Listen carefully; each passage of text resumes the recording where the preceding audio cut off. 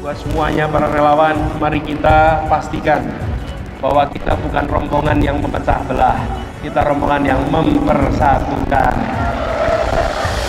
Jangkau semuanya, tidak perlu menjelekkan siapapun. Yang menjelekkan itu biasanya sedang jelek, Bapak.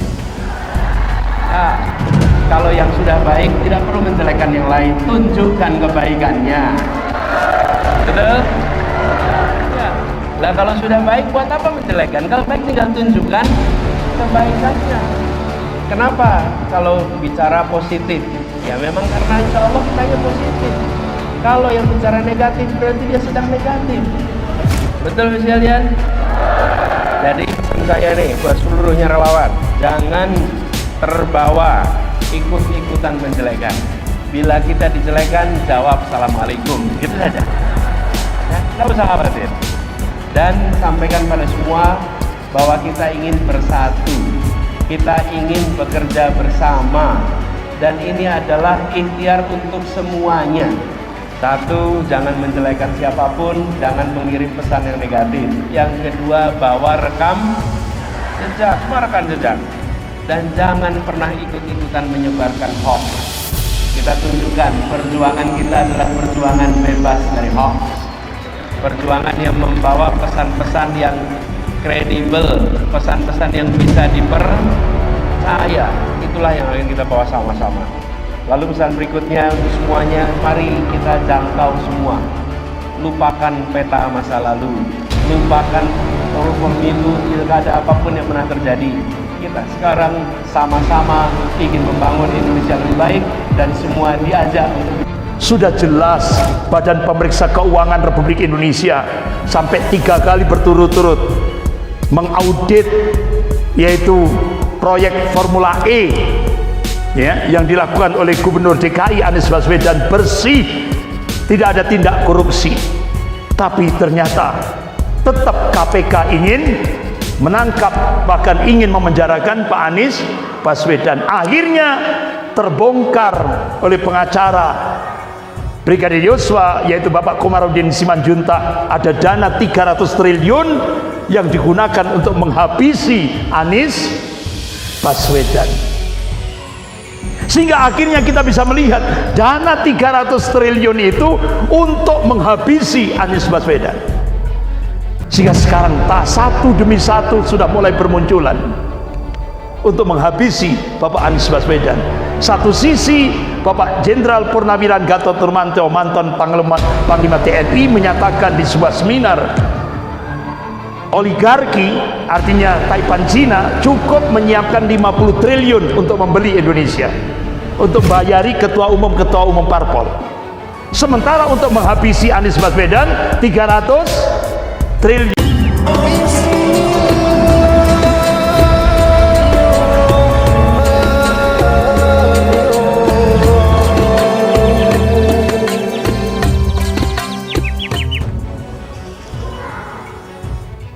Innal hamdalillah nahmaduhu wa nasta'inuhu wa nastaghfiruh wa na'udzu billahi min syururi anfusina wa min sayyiati a'malina.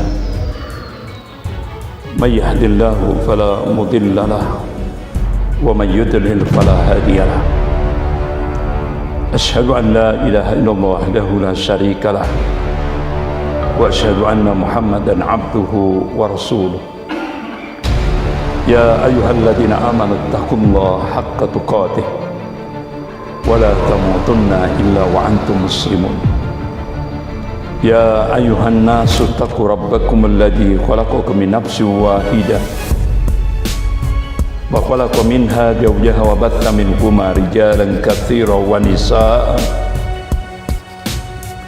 wattaqullaha alladzi tas'aluna bihi wal arham innallaha kana 'alaikum raqiba. Ya ayyuhalladzina amanu taqullaha wa qulu qawlan sadida yuslih lakum a'malakum wa yaghfir lakum dhunubakum wa may yuti'illaha wa rasulahu faqad faza fawzan 'azima. Amma ba'd, fa inna asdaqal hadis kitabullah wa وخير الهادي هادي محمد صلى الله عليه وسلم وشر الأمور محدثاتها وكل محدثة بدعة وكل بدعة ضلالة وكل ضلالة في النار. Masyarakat muslimin rahimakumullah, Allah subhanahu wa ta'ala memberikan tanbih kepada kita hamba-hambanya yang amanu wa taqwa, sebagaimana firman Allah dalam surah Fatir ayat 28. Allah berfirman, a'udzubillahi minasyaitonir rajim, innama yakhshallah min ibadihil ulama. Sesungguhnya orang yang takut kepada Allah di antara hamba-hamba Allah adalah para ulama. Itulah yang dikabarkan oleh Allah Subhanahu wa ta'ala. Bahkan ulama-ulama Ahlus Sunnah memberikan satu ungkapan, daging ulama itu beracun. Masyaallah muslimin rahimakumullah,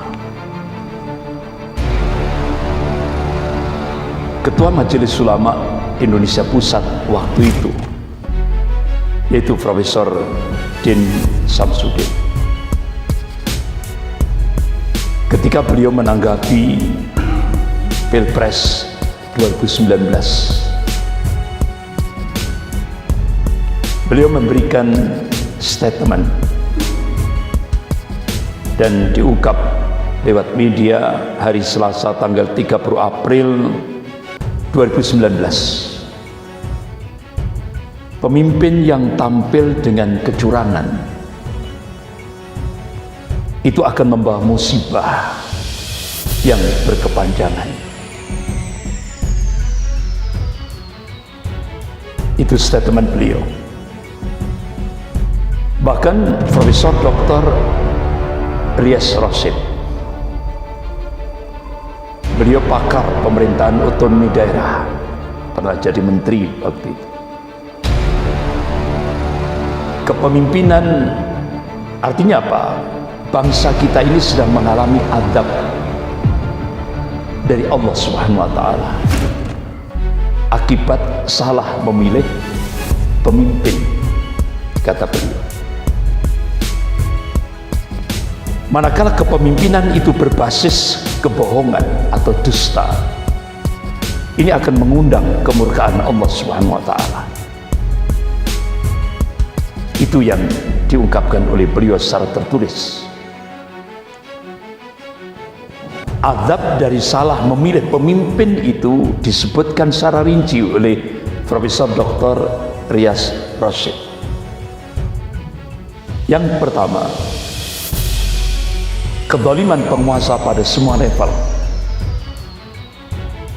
Yang kedua, memburuknya kondisi kehidupan masyarakat lapisan bawah semakin terpuruk, dan itu sudah terjadi. Bahkan lembaga dunia memasukkan Indonesia masuk 100 negara termiskin tingkat dunia. Termiskin di sini bukan terus akhirnya Indonesia tidak punya apa-apa, bukan. Akan tapi yang kita lihat sumber daya alamnya luar biasa Indonesia, tapi hutangnya dahsyat. Itu kan kalau media itu kan kurang lebih sekitar 7.000 lebih triliun. Ini yang terungkap di media. Tapi yang hutang yang lain-lain, artinya yang tersembunyi. Jadi itu mantan penasihat KPK Dr. Abdullah Hamabuha itu mengungkap hutang Indonesia itu sudah kurang lebih 17.000 triliun. Makanya kenapa Indonesia dimasukkan oleh lembaga dunia masuk 100 negara miskin tingkat dunia. Kemudian azab dari salah memilih pemimpin, kata Profesor Dr. Rias Rasid, yaitu rusaknya persatuan. Karena sejak Indonesia berubah kiblat ke Cina, otomatis Cina mengajukan syarat agama tidak boleh dijadikan landasan dalam kehidupan berbangsa dan bernegara. Akhirnya Indonesia memunculkan buzzer rupiah. Untuk apa? Untuk meminggirkan agama dalam kehidupan berbangsa dan bernegara. Sehingga yang kita saksikan, buzzer itu dalam akun Twitternya kita bisa melihat dia lecehkan Allah, dia lecehkan Rasulullah, dia lecehkan Al-Quran, dia lecehkan Islam, dia lecehkan ulama. Bahkan Majelis Ulama Indonesia Pusat pernah ngirim surat resmi ke Bareskrim Mabes Polri agar buzzer ini segera ditangkap dan diadili. Bertahun-tahun surat resmi dari Majelis Ulama tidak digubris. Karena apa? Buzzer itu justru dilindungi oleh negara dan digaji oleh negara dari APBN. Bahkan Dr. Rizal Ramli mengungkap sejak start 2014 negara membiayai buzzer ini untuk Ade Armando, Abu Janda, Denny Siregar, Eko Kontadi, Rudi Kamri, Habib Kripo dan sebagainya itu sudah 1,29 triliun untuk gaji penista-penista Islam. Itu implikasi ketika Indonesia berubah kiblat ke Cina. Apalagi sekarang Indonesia dijengkram oleh oligarki. Luar biasa. Umat Islam yang mayoritas ini dipaksa untuk jadi minoritas. Umat Islam yang mayoritas ini tidak lagi sebagai subjek, tapi sebagai objek. Itu yang kita rasakan. Sehingga akhirnya dirusak persatuan bangsa ini dengan buzzer ini. Akhirnya muncullah konflik sesama umat Islam. Berapa biayanya untuk divide et impera, adu domba sesama muslim? Kurang lebih 20 triliun. Luar biasa. Bahkan DP-nya sudah diterima 1,5 triliun. Kemudian yang kelima, terpuruknya daya beli bersama dengan nilai rupiah akibat pengangguran dan PHK. Jadi pengangguran dan PHK ini semakin membumbung tinggi karena ternyata ini benar-benar problem yang paling mendasar di Indonesia. Karena ternyata 10 juta lapangan kerja itu bukan diperuntukkan untuk rakyat Indonesia, tapi 10 juta lapangan kerja itu untuk imigran dari Cina daratan. Karena itu konsekuensi Indonesia hutang kepada Cina tahap pertama 647 triliun. Itu diungkap oleh Wakil Perdana Menteri Cina Liu Yangdong di Auditorium FISIP Universitas Indonesia. Jadi konsekuensi Indonesia hutang ke Cina 647 triliun tahap pertama, masih ada ribuan triliun yang lain. Itu 10 di samping agama harus disingkirkan dalam kehidupan berbangsa dan bernegara. Yang kedua, 10 juta rakyat Cina daratan wajib masuk ke Indonesia. Bahkan Duta Besar Cina untuk Indonesia di Jakarta mengungkap di depan wartawan, tiap tahun itu hampir 2 juta rakyat Cina masuk ke Indonesia. Target 2020. Dan itu sudah genap.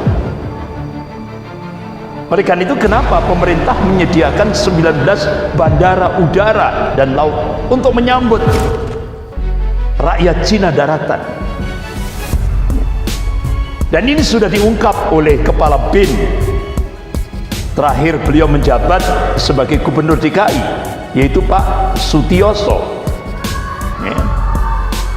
Hati-hati terhadap tenaga kerja Cina. Mereka tidak akan pulang. Ini strategi, ya, perang asimetris. Kalau bahasa akademik, perang nir militer, non militer. Perang nir militer, tanpa militer, tapi kehancurannya lebih dahsyat. Kemudian yang keenam, kata Profesor Dr. Yes Rosid, rusaknya moralitas penegak hukum. Sehingga akhirnya benar ini nyata. Pakar-pakar hukum pidana di Indonesia sampai memberikan statement di media. Ini benar-benar masa-masa yang hancur-hancurnya keadilan hukum di Indonesia. Indonesia tidak lagi menjadi negara Rekstad, negara hukum, tapi sudah negara Makstad, negara kekuasaan. Artinya hukum sudah milik penguasa. Bapak-bapak, ibu-ibu yang dimuliakan Allah, oleh karena itu Habib Rizik Syihab, beliau memberikan statement setelah keluar dari penjara akibat kezaliman ini tadi, yang sangat fatal sekali. Beliau memberikan statement, kondisi negara ini dipenuhi dengan darurat kebohongan dan darurat kezaliman. Jadi Indonesia sekarang ini benar-benar dalam kondisi darurat kebohongan dan kezaliman, kata beliau. Ini nyata. Oleh karena itu kita masih ingat apa yang diingatkan oleh Rasulullah sallallahu alaihi wasallam ini dalam satu hadits qudsi. Kalau hadits qudsi, Allah yang berfirman, An Abi Hurairah radhiyallahu anhu qala, dari Abu Hurairah radhiyallahu anhu, qala Rasulullah sallallahu alaihi wasallam, Rasulullah sallallahu alaihi wasallam bersabda, Inna Allah Ta'ala qala, sesungguhnya Allah Ta'ala berfirman, Man adali waliyan faqad adantuhu bil harb. Rawahu Bukhari. Barang siapa memusuhi waliku, kata Rasulullah, kata Allah, barang siapa memusuhi waliku, kata Allah, maka sesungguhnya aku nyatakan perang terhadapnya. Ini hadis qudsi. Ini hadis yang diriwayatkan oleh Imam Bukhari. Bapak-bapak, ibu-ibu yang dimuliakan Allah Subhanahu wa taala. Jadi Rasulullah sallallahu alaihi wasallam tidak mewariskan selain Al-Qur'an dan As-Sunnah. Makanya kenapa ulama disebutkannya sebagai warasatul anbiya, pewaris para nabi. Jadi kriteria ulama yang ideal ketika dia al-khauf minallah, ketika dia takut kepada Allah dengan ilmunya dan ikhlas melanjutkan risalah kenabian. Oleh karena itu Al-Hafiz Abdul Qasim Ibnu As-Sakir rahimahullah, beliau menegaskan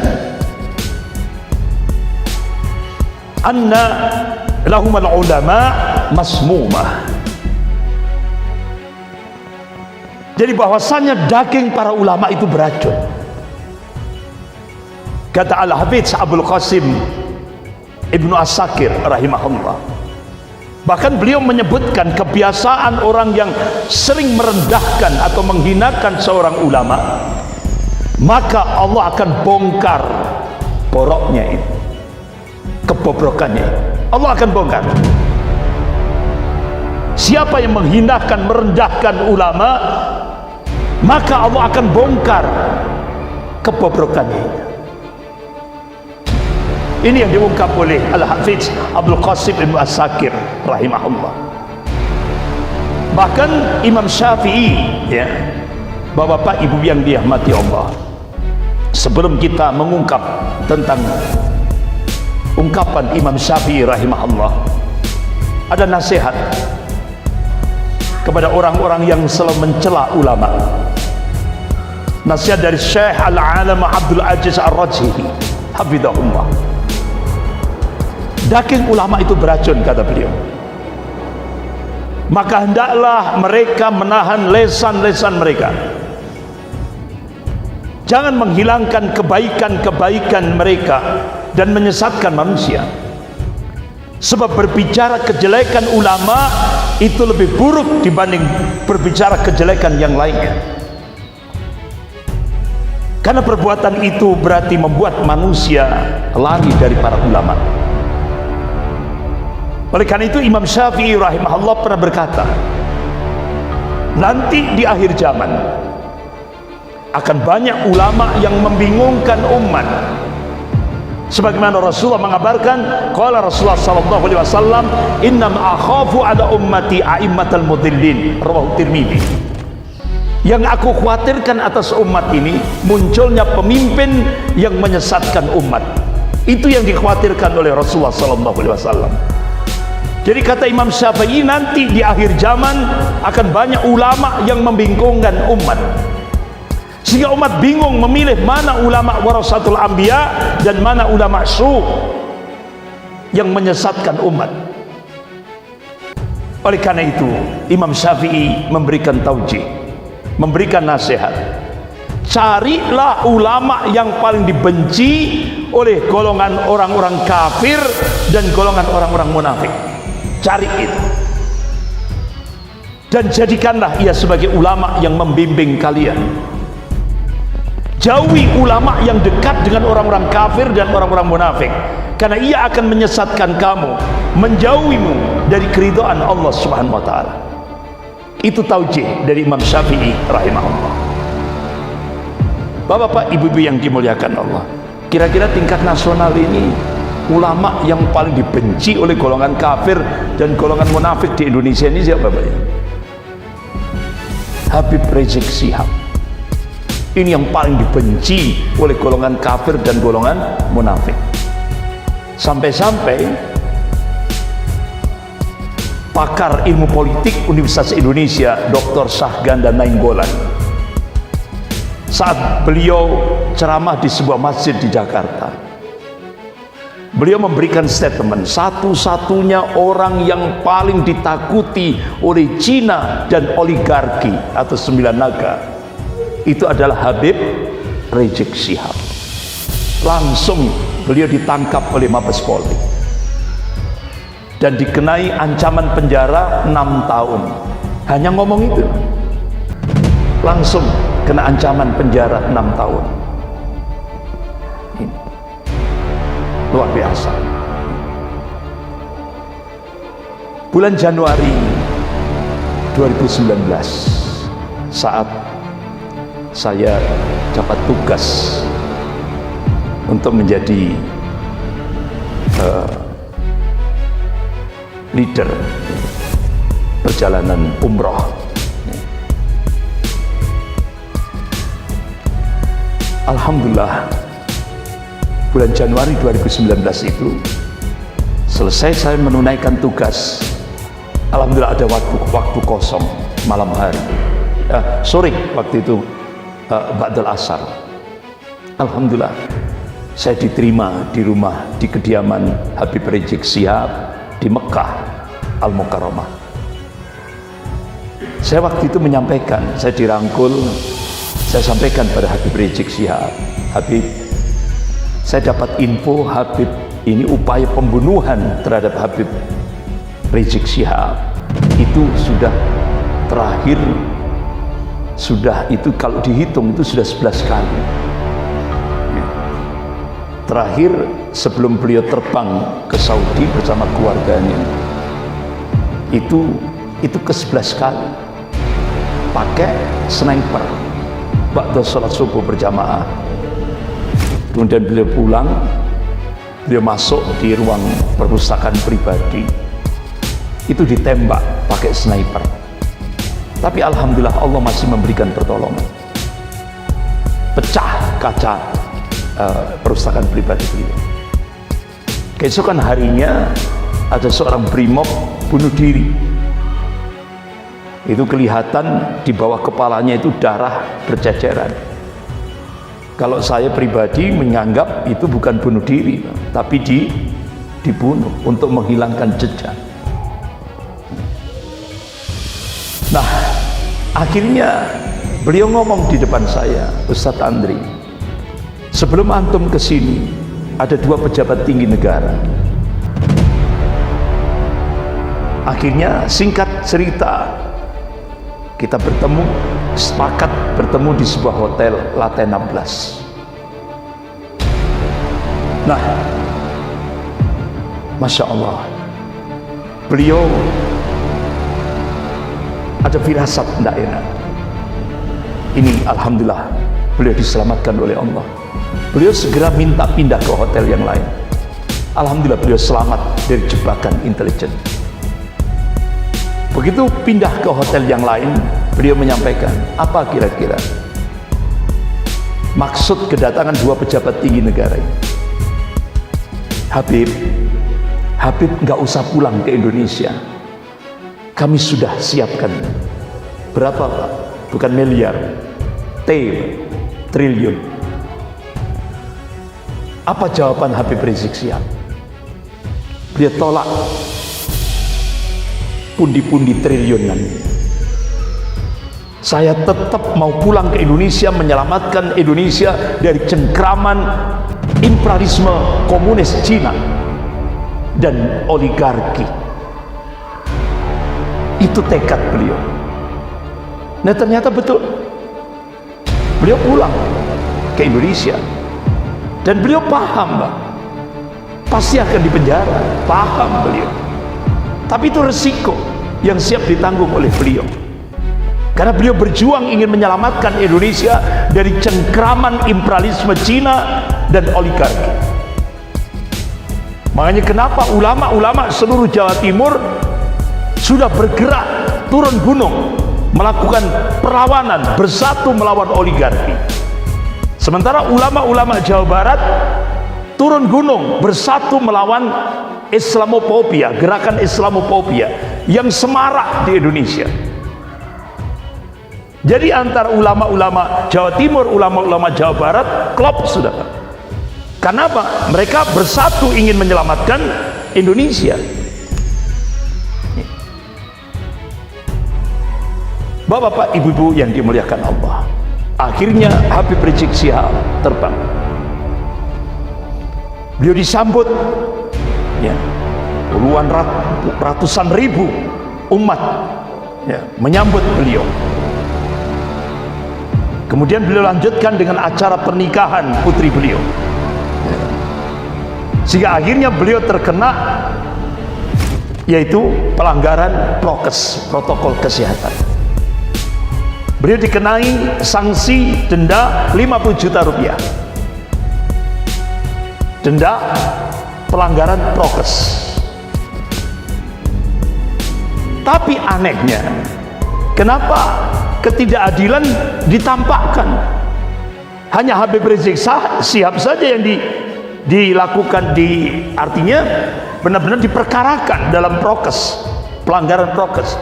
Sementara yang lain ketika mengadakan acara yang sama itu tidak dikenakan. Ini kan ketidakadilan. Akhirnya selesai sudah. Habib Rizik Syihab memberikan denda 50 juta rupiah. Nah, ketika Habib Rizik Syihab check up kesehatan di Rumah Sakit Umi Bogor, disinilah beliau dijebak. Rekayasa dilakukan oleh Kapolres Bogor dan Wali Kota Bogor, Bima Arya. Akhirnya Habib Rizik Syihab dikenai pidana, hukum pidana. Akibat beliau check up dianggap dituduh dengan kebohongan. Padahal kita kalau check up kesehatan di rumah sakit, tidak pernah kan kita dikenai hukum pidana. Saya tiap bulan rutin kontrol di RSI, Rumah Sakit Islam Aisyah, tidak dikenakan hukum pidana. Itu hak sebagai warga negara, check up kesehatan.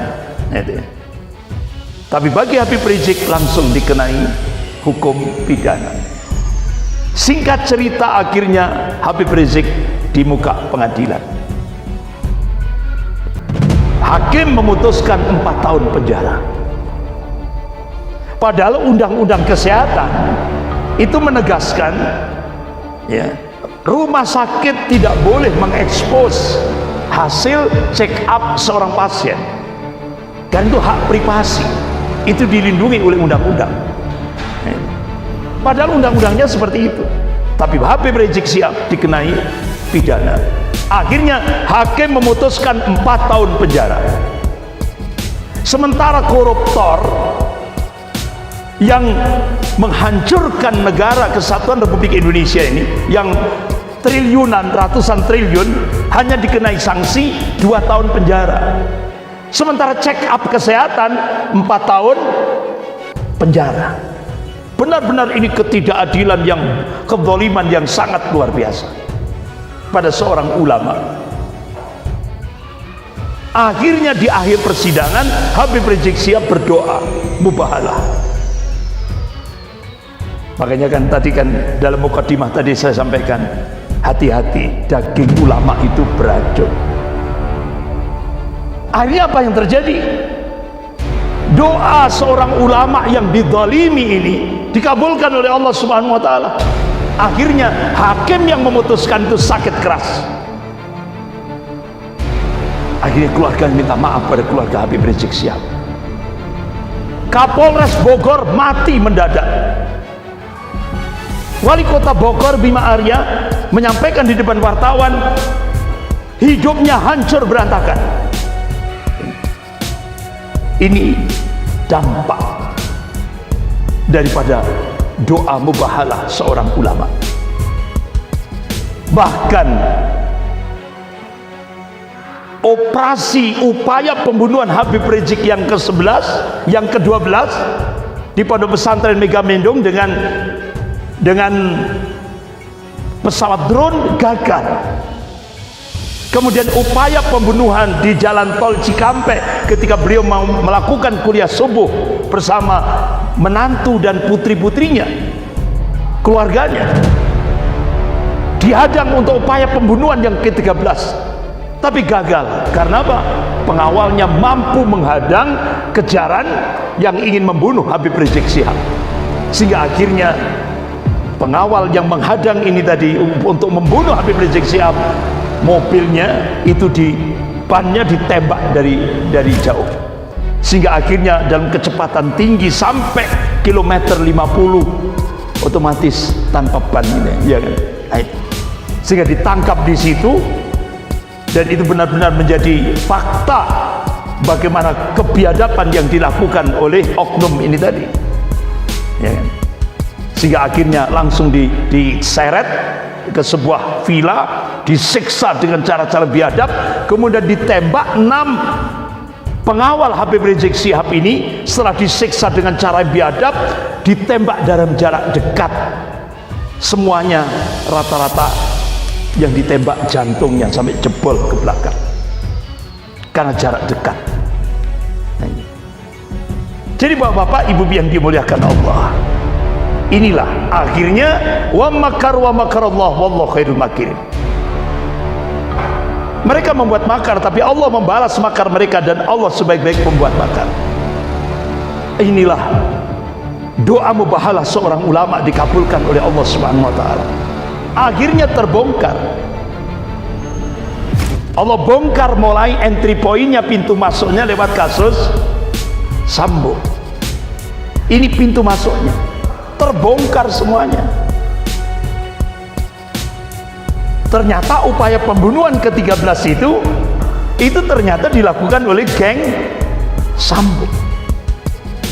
Bahkan akhirnya terbongkar. Bahkan lampiran surat perintah Satgas Merah Putih 2020 benar-benar nyata. Bahkan akhirnya terbongkar sebuah strategi, rekayasa, rencana yang begitu rapi. Siapa calon presiden 2024, calon presiden oligarki 2024, siapa calon Kapolri 2024, sudah tertata rapi. Sudah tertata rapi. Bapak Ibu yang dimuliakan Allah, akhirnya dari sini terbongkarlah siapa yang membentuk Satgasus Merah Putih. Jenderal Tito Karnavian tahun 2019. Jenderal Tito berhasil memenangkan Pilpres 2019, sehingga akan diulang lagi untuk 2024. Tapi makar Allah lebih dahsyat. 2022 Allah bongkar semuanya. Sehingga banyak pengamat, pemerhati politik dan kebangsaan menduga Mendagri, yaitu Bapak Tito Karnavian, mempersiapkan rekayasa untuk pemilu 2024. Sudah disiapkan seperti itu. Akhirnya ada operasi alibi, maling teriak maling, sehingga akhirnya Satgasus, lembaga Satgasus Merah Putih dibubarkan. Akhirnya banyak pengamat menyatakan ini proses hukum Sambo belum tuntas. Kenapa Satgasus Merah Putih dibubarkan tanpa laporan keuangan, tanpa audit? Ini dipertanyakan oleh pakar-pakar di Indonesia. Bagaimana situasi sebelum tewasnya Brigadir Nofriansah Yosua? Bagaimana perjalanan dari Magelang menuju Jakarta? Ini yang perlu diungkap. Bagaimana kehadiran Kapolres Jakarta Selatan pada tanggal 8 Juli 2022 di rumah dinas Jenderal Sambo di Jalan Duren 3? Ini yang perlu diungkap. Bahkan ketika jasad jenazah Brigadir Yosua tiba di rumah sakit Polri, yaitu ruang bedah mayat, jam 20.30, ada sebuah misteri. Kenapa handphone milik Brigadir Yosua diganti? Ini kan dalam rangka untuk mengaburkan bukti. Sama dengan kasus pembantaian kepada pengawal, 6 pengawal Habib Rizik Syihab. HP-nya dihilangkan untuk menghilangkan barang bukti. Ini sama, ada kesamaan antara peristiwa Sambo dengan peristiwa kilometer 50. Ini evaluasi dari Badan Eksekutif Mahasiswa Universitas Indonesia. Kemudian Ketua KPK Pak Firly Bahuri, si pelanggar kode etik. Sudah jelas Badan Pemeriksa Keuangan Republik Indonesia sampai 3 kali berturut-turut mengaudit, yaitu proyek Formula E, ya, yang dilakukan oleh Gubernur DKI Anies Baswedan, bersih, tidak ada tindak korupsi.